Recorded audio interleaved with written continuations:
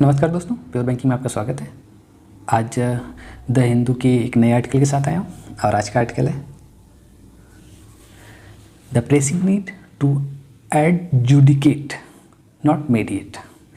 तो इस आर्टिकल में बोला जा रहा है कि आज की ज़रूरत है निर्णय करने की है, मीडिएशन की नहीं है, मध्यस्थता की ज़रूरत नहीं है। आज की ज़रूरत है कि निर्णय किया जाए। तो ये सारा आर्टिकल राइटर ने सुप्रीम कोर्ट के ऊपर लिखा है। बोला है कि जो हमारी कोर्ट है आज की डेट में, जो हमारी सबसे बड़ी अदालत है, उसका काम मीडिएशन का नहीं है, उसका काम है निर्णय करना। तो कुछ हद तक वो जो निर्णय हुए हैं पिछले कुछ दिनों में, कुछ महीनों में, उससे वो काफ़ी नाराज़ हैं और उन्हें लगता है कि ये सही निर्णय नहीं हुआ, इसे कुछ और बेहतर होना चाहिए था। तो इस वजह से उनका गुस्सा इस पूरे आर्टिकल में साफ साफ दिखाई दे रहा है। कहीं ना कहीं वो जो भी हुआ है उससे सहमत नहीं है, इस वजह से वो अपनी बातों को यहाँ रख रहे हैं और कहीं ना कहीं वो सलाह देते हुए भी दिख रहे हैं कि हमारी जो ड्यूटी है, हमारे जो कोर्ट की, वो थोड़ी और बेहतर हो सकती है, उसे और रचनात्मक बनाने की ज़रूरत है। हमें मीडिएशन की नहीं बल्कि सही डिसीजन देने की ज़रूरत है। ये सारी बातें इस आर्टिकल में बोली गई है और कुछ हद तक इस आर्टिकल में गवर्नमेंट को भी आईना दिखाने की कोशिश की गई है कि उसे उतना ज़्यादा इन्फ्लुएंस नहीं डालना चाहिए जुडिशियल पे जितना वो डालने की कोशिश की गई, जो ठीक नहीं है। तो इसमें किसानों की बात की गई है, इसमें शाहीन बाग का जो प्रोटेस्ट हुआ था उसकी बात की गई है, इसमें कुछ आर्टिकल्स भी देखे गए हैं, फ्रीडम ऑफ स्पीच की बात की गई है, इसमें कुछ दूसरे एंगल भी ऐड किए गए हैं कि यूरोपीय देशों में क्या होता है, वहाँ के आंदोलन कैसे होते हैं और वो क्यों इतने ज़्यादा उग्र नहीं हो पाते जितने उग्र हमारे आंदोलन हो जाते हैं, कि क्या रीज़न है। इन सारी चीज़ों को इसमें कवर किया गया है। तो कुल मिला के एक बैलेंस आर्टिकल बनाने की कोशिश की गई है और काफ़ी कुछ जानने के लिए, काफ़ी कुछ सीखा जा सकता है इस आर्टिकल को पढ़ के। तो चलिए शुरू करते हैं और देखते हैं कि इस आर्टिकल में राइटर क्या बोलना चाहते हैं और क्यों उन्हें लगता है कि आज की डेट में हमें एक डिसीजन लेने की ज़रूरत है, ना कि मीडिएट करने की ज़रूरत है। तो आर्टिकल की शुरुआत की जा रही है एक सजेशन के साथ। बोला जा रहा है कि जब डर औसत भारतीय के लिए एक नया सामान्य है तो अदालत की एकमात्र भूमिका असहमति के अधिकार के संरक्षण के रूप में कार्य करना है। तो जब आज की डेट में डर ही एक न्यू नॉर्मल बन गया हो तो उसमें कोर्ट का रोल काफ़ी बढ़ जाता है। कोर्ट को एक गार्जियन की तरह काम करना होता है। जो आज की डेट में जो लोग विरोध कर रहे हैं, जो लोग असहमत हैं किसी चीज़ से लेके, उनके अधिकारों की रक्षा करना कोर्ट का काम हो जाता है। कोर्ट का काम है कि उनके अधिकारों की रक्षा किया जाए। इसके लिए कोर्ट को काम करने की ज़रूरत है। अभी रिसेंट जजमेंट आया था सुप्रीम कोर्ट को, उसमें उन्होंने रिव्यू पिटिशन था उसे रिफ्यूज़ कर दिया था उसे चेक करने से। उसमें रिव्यू पिटिशन एक्चुअली इस शाहीन बाग के केस को लेके आया था कि शाहीन बाग का जो केस था उसे फिर से रिव्यू किया जाए, उसमें जो डिसीजन आया वो ठीक नहीं है। तो उसे कोर्ट ने रिफ्यूज़ कर दिया और कोर्ट ने बोला नहीं, इसमें कुछ भी गलत नहीं है, जो निर्णय दिया गया था वो निर्णय पूरी तरह से सही था। तो कुछ हद तक ये जो रिव्यू पिटिशन को रिजेक्ट करना, रिफ्यूज़ करना है, कुछ हद तक पॉलिटिकल कंटेक्स्ट में लोग देख रहे हैं। राइटर को लगता है कि कुछ हद तक पॉलिटिकली इन्फ्लुएंस था। वर्डिक्ट 7 अक्टूबर 2020 को था, जिसमें डिक्लेयर किया गया था कि आपको इस तरह का कोई राइट नहीं है कि आप प्रोटेस्ट कर सको। 7 अक्टूबर 2020 के फैसले में घोषणा की गई कि विरोध करने का पूर्ण अधिकार नहीं है और इसे स्थान और समय के बारे में प्राधिकरण के आदेशों के अधीन किया जा सकता है। तो आपको विरोध करने का पूर्ण अधिकार नहीं है। ऐसा नहीं कि आप कहीं पे भी विरोध कर सकते हैं। आपको विरोध अपने हिसाब से करना होगा, लेकिन सोच समझ के करना होगा। पूरे पीसफुल विरोध होना चाहिए। आप उसको किसी भी पब्लिक प्रॉपर्टी को घेर के लंबे समय तक नहीं बैठ सकते हैं। तो यही बोला जा रहा है कि ये जो एरिया है, जिस स्थान पे आप विरोध कर रहे हैं या समय पे कर रहे हैं, उसे वहाँ के जो लोकल अधीन है, लोकल जो प्राधिकरण है, उसके आदेशों के अधीन किया जा सकता है। कानूनी और संवैधानिक मुद्दों के बारे में सोचने के अलावा यह स्वतंत्रता से संबंधित ऐसे मौलिक सवालों से निपटने में शीर्ष अदालत के नैतिक अधिकार पर एक प्रवचन भी दे सकता है। तो शीर्ष अदालत जो है लोगों के नैतिक अधिकार पे, जो उनका मौलिक अधिकार है, उससे प्रोटेक्ट नहीं कर पाई। इस तरह की बातें बोली जा रही हैं कि इस पर अदालत को कुछ सुनाया भी जा सकता है कि अदालत ने जो किया वो ठीक नहीं किया, लोगों की जो फंडामेंटल राइट्स हैं उसे प्रोटेक्ट नहीं कर पा रही है। प्रोटेस्ट ए पॉलिटिकल चैलेंज। प्रोटेस्ट आज की डेट में एक पॉलिटिकल चैलेंज बनता हुआ दिख रहा है। जो दोनों जजमेंट आए थे वो एक ऐसे समय में आए थे जबकि प्रोटेस्ट चल रहा था, जो प्रोटेस्ट गलियों से निकल के आ रहा था, हर जगह प्रोटेस्ट ही प्रोटेस्ट चल रहा था। उस समय ये दोनों जजमेंट दिए गए। Protest at any time and anywhere, ये जो चीज़ें हैं, ये जो बोला गया है, has not been as simple as conceived in the judgement. Judgement में जितनी आसानी से बोल दिया गया इतना आसान नहीं है, वो इतना सिंपल नहीं है इसे कंसिडर करना। ये काफ़ी कॉम्प्लिकेटेड मैटर है। तो जो एजिटेशन, सिटीजनशिप अमेंडमेंट एक्ट को लेके जो एजिटेशन हुआ है, जो आंदोलन हो रहा है, ये जो फॉर्म लॉ के लेके जो चीज़ें चल रही हैं आज की डेट में, ये बहुत पीड़ा देती हैं। तो जो भी एजिटेशन आया है इन दोनों के भी अगेंस्ट में, वो काफ़ी पीड़ा देती हैं और ये प्रोटेस्टर्स को काफ़ी कष्ट दिया है। ये सब सुन के उनको काफ़ी कष्ट झेलना पड़ा इसे देख कर। In the anti form law struggle, जो एंटी फॉर्म लॉ स्ट्रगल हुआ था, उनको बहुत ही तकलीफ़ झेलनी पड़ी उनको। पूरी सर्दी में उनको ऑलमोस्ट पूरी सर्दी उन्होंने रोड पे बिताई है, तो उसमें उन्होंने काफ़ी तकलीफ़ झेली है और उनका विश्वास था कि ये जो चीज़ें वो कर रहे हैं पूरे देश के लिए कर रहे हैं। इस विश्वास के साथ वो पूरी सर्दी को झेल गए और उन्हें लगा कि चीज़ें उनके सपोर्ट में आ सकती हैं, जिससे पूरे देश का भला होगा। तो उन्होंने कुछ भी अपने लिए नहीं किया, जो भी किया पूरे देश के लिए किया, इसलिए वो पूरी सर्दी उन्होंने रोड पर निकाल दी। तो एंटी फॉर्म लॉ का जो हुआ ये काफ़ी स्ट्रगल था, ये स्ट्रगल काफ़ी टफ था उनके लिए, इसमें उन्होंने काफ़ी कुछ खोया है और इसके लिए उन्होंने ये जो ओपिनियन उनका था, जो उनकी सोच थी, इसके लिए उन्होंने बहुत बड़ी कीमत चुकाई है, क्योंकि उन्होंने पूरी सर्दी रोड पे निकाल दी, अपना काफ़ी कुछ नुकसान किया, उनकी फसल बर्बाद हो गई, उनका ध्यान हट गया और काफ़ी चीज़ें उन्होंने खोई है इस चीज़ में। तो इस पूरे ओपिनियन के लिए उन्होंने बहुत ही हैवी प्राइस पे की है, ये बोला जा सकता है। बहुत सारे ऐसी चीज़ें हुई हैं जो हेटफुल जो ट्रायल हुए हैं उससे जुड़ी हुई हैं। एक्चुअली हुआ ये कि जो भी वहाँ पे प्रोटेस्ट कर रहे थे उनके ऊपर बहुत सारे हेटफुल ट्रायल किए गए स्टेट के द्वारा और उनके ऊपर सीरियस चार्ज लगाए गए राजद्रोह के, और कुछ टेररिस्ट एक्टिविटीज़ के भी चार्ज लगा दिए गए उनके ऊपर। ये केवल प्रोटेस्टर्स के साथ भी नहीं हुआ, प्रोटेस्टर के अलावा जो उनके सपोर्टर थे उनके साथ भी ये सब चीज़ें की गई। उसमें कुछ कॉमेडियंस थे, कुछ जर्नलिस्ट थे, उनके साथ भी ये सब चीज़ें की गई। उन्हें भी इससे छोड़ा नहीं गया, उन्हें भी इन चीज़ों में लपेट लिया गया। All freedoms under article 9 of the constitution में आर्टिकल 9 के अंदर जितनी भी फ्रीडम थी, या वो फ्रॉम फ्रीडम ऑफ एक्सप्रेशन बोला जाए to that of the peaceful association we are seriously impaired. तो जो भी फ्रीडम थी आर्टिकल 19 के अंदर, कॉन्स्टिट्यूशन का आर्टिकल 19 में फ्रीडम ऑफ स्पीच की बात की गई थी, जो भी फ्रीडम की बात हुई थी उसमें चाहे वो फ्रीडम ऑफ एक्सप्रेशन हो, एक पीसफुल आप फ्रीडम ऑफ एक्सप्रेशन कर सकते हो एक पीसफुल तरीके से, उन सब चीज़ों को पूरी तरह से घटा दिया गया, पूरी तरह से ख़त्म कर दिया गया। आज की डेट में बोला जाए कि बहुत सारे ऐसे सफरर हैं जो जेल में हैं और उनके ऊपर चार्ज किया है, उनको बोला गया है कि उन्होंने विरोध किया, और सबसे बड़ा उनका चार्ज किया है कि उन्होंने आंदोलन किया। तो आंदोलन को एक सीरियस ऑफेंस की तरह देखा गया है और जो उन्होंने विरोध किया इस वजह से उनको जेल में डाल दिया गया। एक दिशा रवि हैं, 22 साल की क्लाइमेट एक्टिविस्ट हैं, उनको भी जेल में डाल दिया गया और उनके ऊपर जो आरोप लगाया गया वो बोला गया कि वो कंस्पिरेसी कर रही है अगेंस्ट गवर्नमेंट के अगेंस्ट में वो कंस्पिरेसी कर रही है, इसलिए उन्हें जेल में डाला गया। इस तरह की गिरफ्तारियां जारी हैं क्योंकि विरोध मौजूदा शासन के लिए एक राजनीतिक चुनौती है, एक विषय जिसे अदालत ने प्रासंगिक विवरणों के साथ संबोधित नहीं किया है। तो इसको अदालत को संबोधित करने की ज़रूरत थी, जिसे अदालत ने संबोधित नहीं किया है। तो जो मौजूदा सरकार है उसे लगता है कि ये सब उसके लिए राजनीतिक चुनौती है, इस वजह से इस तरह की गिरफ्तारियाँ हो रही हैं। एक प्रॉब्लमेटिक बैलेंसिंग करने की कोशिश की जा रही है। अब क्या हो रहा है, एक और महत्वपूर्ण सवाल यह है कि एक नागरिक शाहीन बाग विरोध पर न्यायालय की घोषणाओं के खिलाफ जा सकता है। तो ये भी एक सवाल है कि क्या एक नागरिक है, क्या वो जो शाहीन बाग में हुआ विरोध उसके में जो न्यायालय ने जो फैसला किया, क्या उसके खिलाफ जा सकता है। तो ये जो एजिटेशन है स्ट्रीट पे जो एजिटेशन हुआ एक अथॉरिटेटिव बन गया, क्योंकि इसको सही से जुडिशियल एग्जामिनेशन के थ्रू रिजॉल्व करने की कोशिश नहीं की गई। इस वजह से ये बहुत ज़्यादा खतरनाक बन गया। ये जो सब्जेक्ट मैटर है, almost all the major protest which have happened recently in India be it over economic reservation. तो ये जितने भी अभी आज की डेट में आंदोलन हुए हैं लगभग इकोनॉमिक रिजर्वेशन से ऊपर हटके हुए हैं। अभी इकोनॉमिक रिजर्वेशन के ऊपर कोई आंदोलन नहीं हो रहा है, उसके ऊपर उठ के बातें हो रही हैं, जैसे सीए पे हुआ या फॉर्म लॉ पे हुआ। ये सब इन्वॉल्व करते हैं legal and constitutional issues requiring immediate and effective adjudication in terms of their constitutional validity. अगर कॉन्स्टिट्यूशनल वैलिडिटी को बनाए रखना है तो उसके लिए बहुत ज़रूरी है कि इनको बहुत ही जल्दी और इफेक्टिव वे में इनका सेटलमेंट करने की ज़रूरत है, ताकि कॉन्स्टिट्यूशनल वैलिडिटी बनी रहे। शीर्ष अदालत अपनी संवैधानिक भूमिका का पालन नहीं कर सकी और एक आक्रामक कार्यपालिका पर न्यायिक जांच सुनिश्चित कर सकी और अपने प्रतिपक्षी कार्य का प्रयोग करके संसद को समान रूप से थोपी। तो शीर्ष अदालत ने अपनी संवैधानिक भूमिका का सही से पालन नहीं कर पाई, वो इससे चूक गई और ये सारी कार्यपालिका के हाथों में सौंप दी, जो पूरी तरह से क्रूर थी और वो उसने इसे सही ढंग से एग्जीक्यूट नहीं किया। और इसकी वजह से क्या हुआ कि एक नया प्रयोग हुआ, एक नई तरह का प्रयोग किया गया, कार्य का प्रयोग करके संसद को समान रूप से थोपी। तो इसमें संसद को पूरी तरह से थोप दिया गया ये सब काम, जबकि न्यायपालिका को अपना काम अगर वो करती तो बहुत सारी चीज़ें अलग ढंग से हो सकती थी।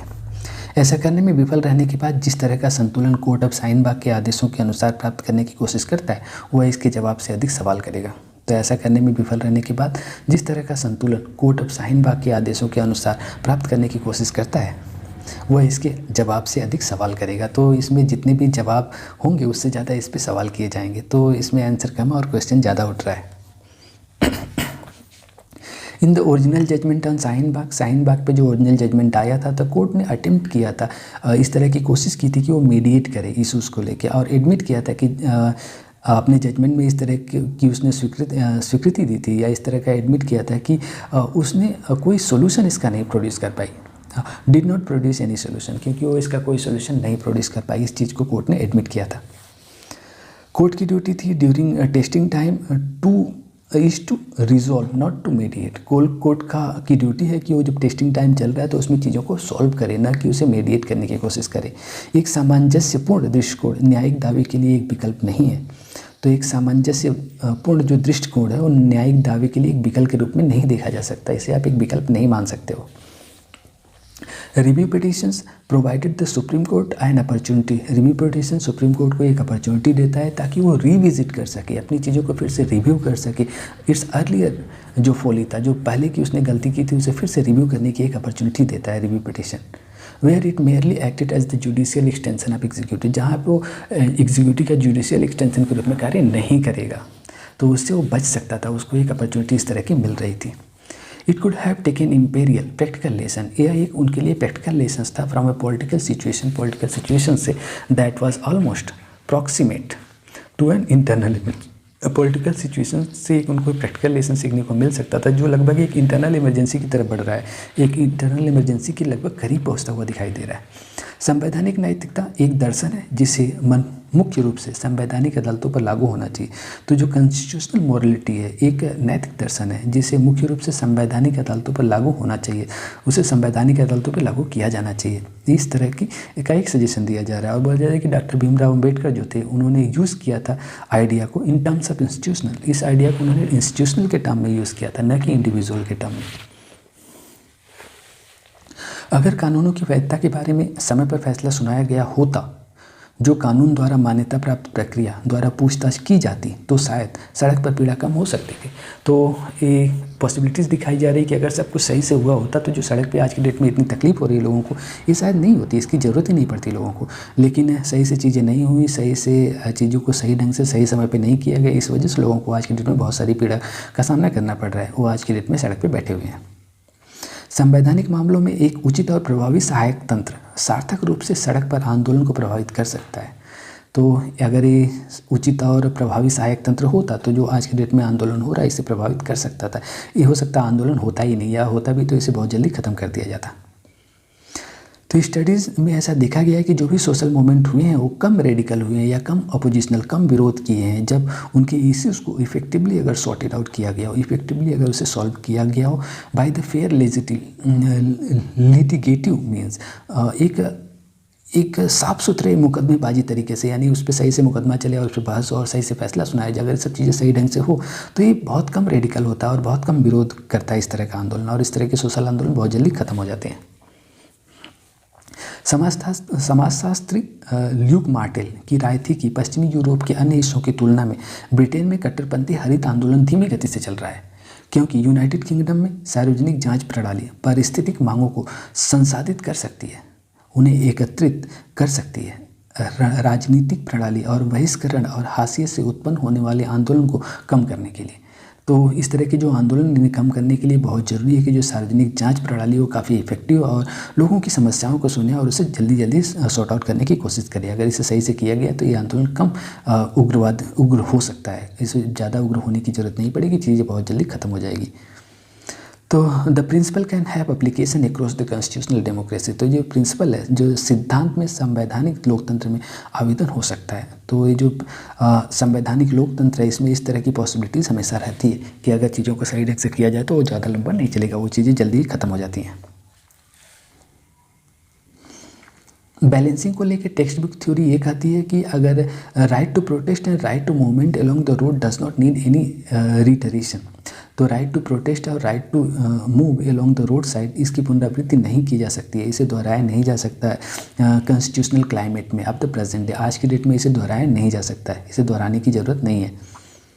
When fear is the new normal of the average Indian, जो एवरेज इंडियन है उनका आज की डेट में भय, डर एक न्यू नॉर्मल बन गया, एक नई सामान्य जीवन बन गया उनके लिए।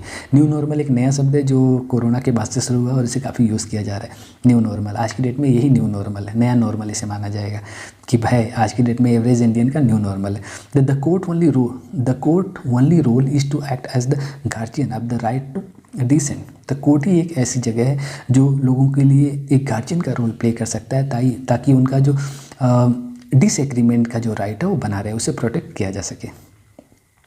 समीक्षा याचिका में याचिकाकर्ताओं ने उचित रूप से कहा कि सार्वजनिक स्थान के अनिश्चितकालीन कब्जे के खिलाफ पहले के फैसले में टिप्पणियों विरोध की वैध आवाज़ पर अत्याचार करने के लिए पुलिस के हाथों में एक लाइसेंस साबित हो सकता है।